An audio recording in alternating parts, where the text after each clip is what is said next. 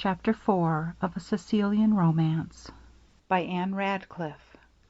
This recording is in the public domain. Chapter 4. The nuptial morn, so justly dreaded by Julia, and so impatiently awaited by the Marquis, now arrived.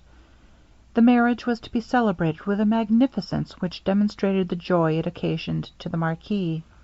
The castle was fitted up in a style of grandeur superior to anything that had been before seen in it. The neighbouring nobility were invited to an entertainment, which was to conclude with a splendid ball and supper, and the gates were to be thrown open to all who chose to partake of the bounty of the Marquis. At an early hour the duke, attended by a numerous retinue, entered the castle. Ferdinand heard from his dungeon, where the rigour and the policy of the Marquis still confined him, the loud clattering of hoofs in the court yard above, the rolling of the carriage wheels, and all the tumultuous bustle which the entrance of the duke occasioned. He too well understood the cause of this uproar, and it awakened in him sensations resembling those which the condemned criminal feels when his ears are assailed by the dreadful sounds that precede his execution. When he was able to think of himself, he wondered by what means the Marquis would reconcile his absence to the guests. He however knew too well the dissipated character of the Sicilian nobility, to doubt that whatever story should be invented would be very readily believed by them, who, even if they knew the truth, would not suffer a discovery of their knowledge to interrupt the festivity which was offered them. The Marquis and Marchioness received the duke in the outer hall, and conducted him to the saloon, where he partook of the refreshments prepared for him, and from thence retired to the chapel. The Marquis now withdrew to lead Julia to the altar, and Emilia was ordered to attend at the door of the chapel, in which the priest and a numerous company were already assembled. The Marchioness, a prey to the turbulence of succeeding passions, exulted in the near completion of her favorite scheme. A disappointment, however, was prepared for her, which would at once crush the triumph of her malice and her pride. The Marquis, on entering the prison of Julia, found it empty. His astonishment and indignation upon the discovery almost overpowered his reason. Of the servants in the castle, who were immediately summoned, he inquired concerning her escape, with a mixture of fury and sorrow which left them no opportunity to reply. They had, however, no information to give, but that her woman had not appeared during the whole morning. In the prison were found the bridal habiliments which the Marchioness herself had sent on the preceding night, together with a letter addressed to Emilia, which contained the following words: Adieu, dear Emilia. Never more will you see your wretched sister, who flies from the cruel fate now prepared for her, certain that she can never meet one more dreadful. In happiness or misery, in hope or despair, whatever may be your situation, still remember me with pity and affection. Dear Emilia, adieu. You will always be the sister of my heart. May you never be the partner of my misfortunes. While the Marquis was reading this letter, the Marchioness, who supposed the delay occasioned by some opposition from Julia, flew to the apartment. By her orders, all the habitable parts of the castle were explored, and she herself assisted in the search. At length the intelligence was communicated to the chapel, and the confusion became universal. The priests quitted the altar, and the company returned to the saloon.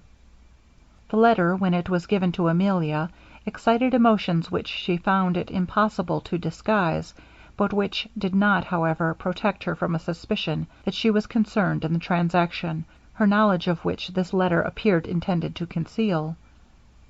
The Marquis immediately dispatched servants upon the fleetest horses of his stables, with directions to take different routes, and to scour every corner of the island in pursuit of the fugitives. When these exertions had somewhat quieted his mind, he began to consider by what means Julia could have effected her escape. She had been confined in a small room in a remote part of the castle, to which no person had been admitted but her own woman and Robert, the confidential servant of the Marquis. Even Lisette had not been suffered to enter, unless accompanied by Robert, in whose room, since the night of the fatal discovery, the keys had been regularly deposited. Without them it was impossible she could have escaped, the windows of the apartment being barred and grated, and opening into an inner court at a prodigious height from the ground. Besides, who could she depend upon for protection, or whither could she intend to fly for concealment? The associates of her former elopement were utterly unable to assist her even with advice. Ferdinand, himself a prisoner, had been deprived of any means of intercourse with her, and Hippolitus had been carried lifeless on board a vessel which had immediately sailed for Italy. Robert, to whom the keys had been entrusted, was severely interrogated by the marquis. He persisted in a simple and uniform declaration of his innocence, but as the marquis believed it impossible that Julia could have escaped without his knowledge, he was ordered into imprisonment till he should confess the fact. The pride of the duke was severely wounded by this elopement, which proved the excess of Julia's aversion, and completed the disgraceful circumstances of his rejection. The marquis had carefully concealed from him her prior attempt at elopement, and her consequent confinement, but the truth now burst from disguise, and stood revealed with bitter aggravation. The duke, fired with indignation at the duplicity of the marquis, poured forth his resentment in terms of proud and bitter invective, and the marquis, galled by recent disappointment, was in no mood to restrain the impetuosity of his nature. He retorted with acrimony, and the consequence would have been serious, had not the friends of each party interposed for their preservation. The disputants were at length reconciled. It was agreed to pursue Julia with united and indefatigable search, and that, whenever she should be found, the nuptials should be solemnized without further delay. With the character of the duke this conduct was consistent. His passions, inflamed by disappointment, and strengthened by repulse, now defied the power of obstacle, and those considerations which would have operated with a more delicate mind to overcome its original inclination, served only to increase the violence of his. Madame de Menon, who loved Julia with maternal affection, was an interested observer of all that passed at the castle.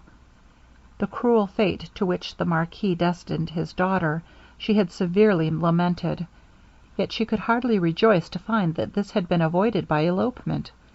She trembled for the future safety of her pupil, and her tranquillity, which was thus first disturbed for the welfare of others, she was not soon suffered to recover. The marchioness had long nourished a secret dislike to Madame de Menon, whose virtues were a silent reproof to her vices. The contrariety of their disposition created in the marchioness an aversion which would have amounted to contempt, had not that dignity of virtue, which strongly characterized the manners of madame, compelled the former to fear what she wished to despise. Her conscience whispered her that the dislike was mutual, and she now rejoiced in the opportunity which seemed to offer itself of lowering the proud integrity of madame's character. Pretending, therefore, to believe that she had encouraged Ferdinand to disobey his father's commands, and had been accessory to the elopement, she accused her of these offences, and stimulated the marquis to reprehend her conduct. But the integrity of Madame de Menon was not to be questioned with impunity. Without deigning to answer the imputation, she desired to resign an office of which she was no longer considered worthy, and to quit the castle immediately. This the policy of the marquis would not suffer, and he was compelled to make such ample concessions to madame as induced her for the present to continue at the castle. The news of Julia's elopement at length reached the ears of Ferdinand, whose joy at this event was equalled only by his surprize. He lost for a moment the sense of his own situation, and thought only of the escape of Julia; but his sorrow soon returned with accumulated force when he recollected that Julia might then perhaps want that assistance which his confinement alone could prevent his affording her. The servants, who had been sent in pursuit, returned to the castle without any satisfactory information. Week after week elapsed in fruitless search, yet the duke was strenuous in continuing the pursuit. Emissaries were dispatched to Naples and to the several estates of the Count Vereza, but they returned without any satisfactory information. The count had not been heard of since he quitted Naples for Sicily. During these enquiries, a new subject of disturbance broke out in the castle of Mazzini. On the night so fatal to the hopes of Hippolitus and Julia, when the tumult was subsided and all was still, a light was observed by a servant as he passed by the window of the great staircase in the way to his chamber, to glimmer through the casement before noticed in the southern buildings. While he stood observing it, it vanished and presently reappeared. The former mysterious circumstances relative to these buildings rushed upon his mind, and fired with wonder, he roused some of his fellow servants to come and behold the phenomenon. As they gazed in silent terror, the light disappeared, and soon after they saw a small door belonging to the south tower open, and a figure bearing a light issue forth, which, gliding along the castle walls, was quickly lost to their view. Overcome with fear, they hurried back to their chambers, and revolved all the late wonderful occurrences.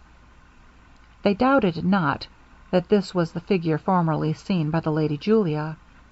The sudden change of Madame de Menon's apartments had not passed unobserved by the servants, but they now no longer hesitated to what to attribute the removal.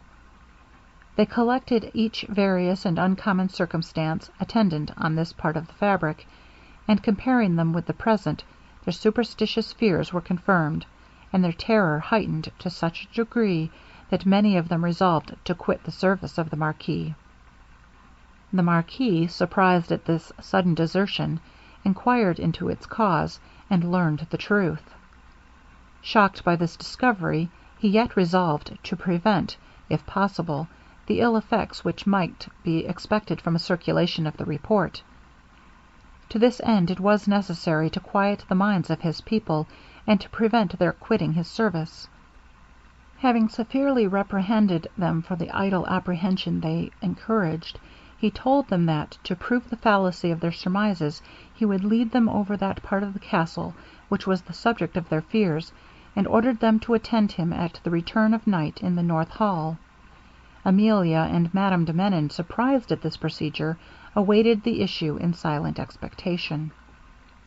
The servants, in obedience to the commands of the marquis, assembled at night in the North Hall. The air of desolation which reigned through the south buildings, and the circumstance of their having been for so many years shut up, would naturally tend to inspire awe; but to these people, who firmly believed them to be the haunt of an unquiet spirit, terror was the predominant sentiment. The marquis now appeared with the keys of these buildings in his hands, and every heart thrilled with wild expectation. He ordered Robert to precede him with a torch, and the rest of the servants followed. He passed on. A pair of iron gates were unlocked, and they proceeded through a court, whose pavement was wildly overgrown with long grass, to the great door of the south fabric. Here they met with some difficulty, for the lock, which had not been turned for many years, was rusted. During this interval, the silence of expectation sealed the lips of all present. At length the lock yielded.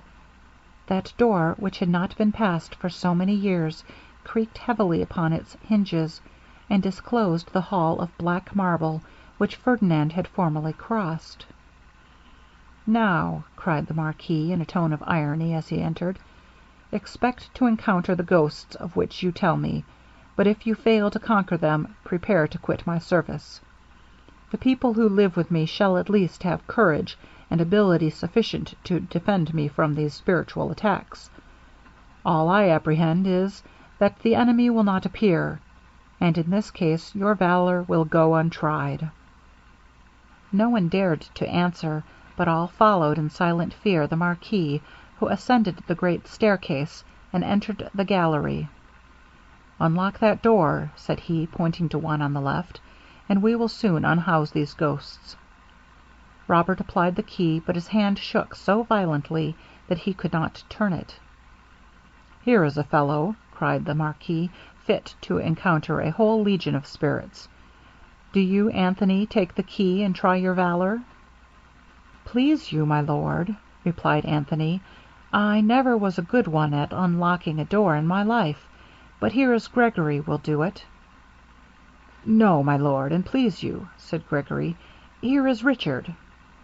"Stand off," said the Marquis, "I will shame your cowardice and do it myself." Saying this, he turned the key and was rushing on, but the door refused to yield. It shook under his hands, and seemed as if partially held by some person on the other side. The Marquis was surprised, and made several efforts to move it without effect. He then ordered his servants to burst it open, but shrinking back with one accord, they cried, "For God's sake, my lord, go no farther. We are satisfied here are no ghosts, only let us get back." "It is now then my turn to be satisfied," replied the Marquis, "and till I am, not one of you shall stir. Open me that door." "My lord." "Nay," said the Marquis, assuming a look of stern authority, "dispute not my commands. I am not to be trifled with." They now stepped forward, and applied their strength to the door, when a loud and sudden noise burst from within, and resounded through the hollow chambers. The men started back in affright, and were rushing headlong down the staircase, when the voice of the Marquis arrested their flight. They returned with hearts palpitating with terror. "Observe what I say," said the Marquis, "and behave like men. Yonder door," pointing to one at some distance, "will lead us through other rooms to this chamber. Unlock it, therefore, for I will know the cause of these sounds." Shocked at this determination, the servants again supplicated the Marquis to go no farther, and to be obeyed he was obliged to exert all his authority. The door was opened, and discovered a long narrow passage, into which they descended by a few steps. It led to a gallery that terminated in a back staircase, where several doors appeared, one of which the Marquis unclosed. A spacious chamber appeared beyond, whose walls, decayed and discolored by the damps, exhibited a melancholy proof of desertion.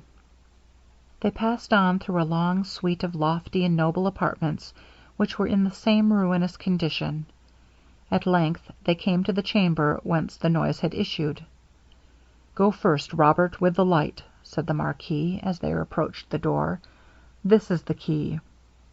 Robert trembled, but obeyed, and the other servants followed in silence. They stopped a moment at the door to listen, but all was still within. The door was opened, and disclosed a large vaulted chamber, nearly resembling those they had passed, and on looking round, they discovered at once the cause of the alarm. A part of the decayed roof was fallen in, and the stones and rubbish of the ruin, falling against the gallery door, obstructed the passage. It was evident, too, whence the noise which occasioned their terror had arisen. The loose stones, which were piled against the door, being shook by the effort made to open it, had given way and rolled to the floor. After surveying the place, they returned to the back stairs, which they descended, and having pursued the several windings of a long passage, found themselves again in the marble hall. "Now," said the Marquis, "what think you? What evil spirits infest these walls? Henceforth be cautious how ye credit the phantasms of idleness, for ye may not always meet with a master who will condescend to undeceive ye." They acknowledged the goodness of the Marquis, and professing themselves perfectly conscious of the error of their former suspicions, desired they might search no farther. "I choose to leave nothing to your imagination," replied the Marquis, "lest hereafter it should betray you into a similar error. Follow me, therefore, you shall see the whole of these buildings." Saying this, he led them to the south tower. They remembered that from a door of this tower the figure which caused their alarm had issued, and notwithstanding the late assertion of their suspicions being removed, fear still operated powerfully upon their minds, and they would willingly have been excused from farther research. 'Would any of you choose to explore this tower?' said the marquis, pointing to the broken stair case. 'For myself, I am mortal.